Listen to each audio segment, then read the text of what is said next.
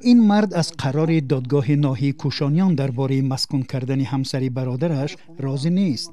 میگوید محاکمه های دادگاهی بدون تفتیش بیشتر و ناعادلانه صورت گرفته، قرار دادرس امید و باوری او را به عدالت دادگاهی از بین برد.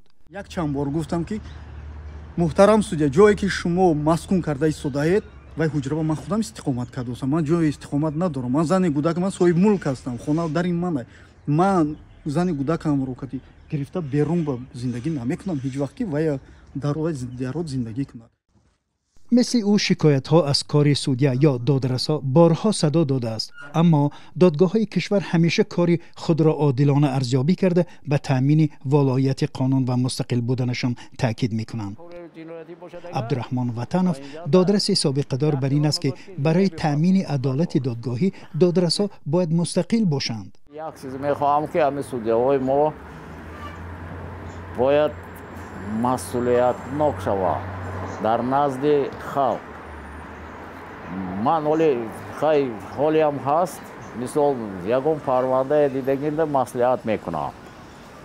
به فکرم من مسئولیت ها سودیاهایی که مسئولیت کند کتی هم سودای بالا کتی یا که رئیس کتی یا که وای کتی، به فکرم این سودیاهای وای کار نکنم باید. به نظر او مستقلیت دادرسا به سطح دانش آنها نیز بستگی دارد. ما میخواهیم که همین سازمان سودیاهای جمهوری تاجیکستان که سال 1994 تشکیل شدگی بود، همین سودیاهای جواب بسیار اهمیت دارد. دانششان را بلند کنم. من بسیار دولت‌ها بودم، من میدانم که لیکن بسیار سودیاهایی که در مثال گیریم در دولت‌های خارجی وایها مستقل‌تر هستند. به فکر من همیشه 6 سال پیش کمیسیون بین المللی حقوق شناسان در گزارشی گفته بود که دادگاه ها در تاجیکستان مستقل و بی‌غرضانه حکم صادر نمی کنند و از حکومت خواست نظام دادگاهی را اصلاح کند. تاجیکستان سال 2007 تا 2021 4 مراتبه برنامه اصلاحات سودی حقوقی را قبول نموده به نظر مقامات دادگاهی چنین برنامه‌ها عملی شدند، اما آنها به نظام دادگاهی چه بهبودی آوردند در این باره تا لحظه تهیه گزارش از دادگاه عالی کسی حاضر نشد صحبت کند و به نامه رادیو آزادی نیز پاسخ ندادند. رهبر دادگاه عالی تاجیکستان ماه آگوست امسال در یک نشست خبری از تامین عدالت دادگاهی صحبت کرده بود.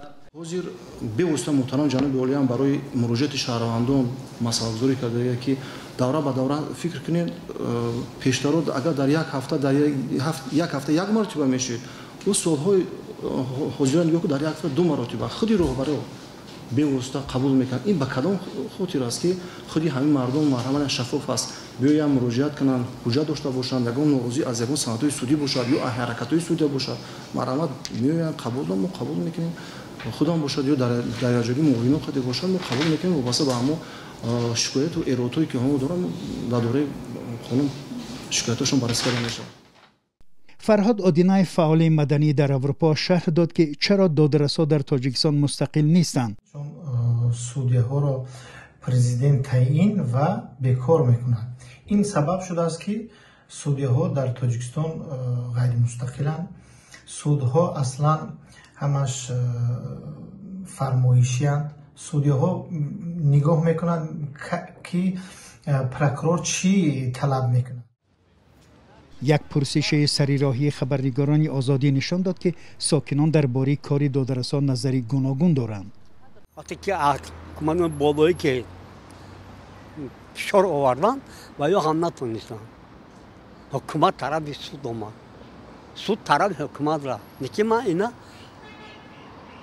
از ما در اون نماندم شد نه بالایی نوشتن کساتون نوشتن دین با گرفتن به اینجا همینجا هم 3 مرتبه گردوندم نکم آخر با منفعت من برام که میبینیم که در حقیقت کار میکنم کار مغالطه خیلی یگون خیلی حقیقت نگاه نمیکنه. هم قانون را جواب میگه پرزیدنت هر گپ میگه با گپ پرزیدنت نمیکنه. هم قانون تایپ میمونه خیلیش.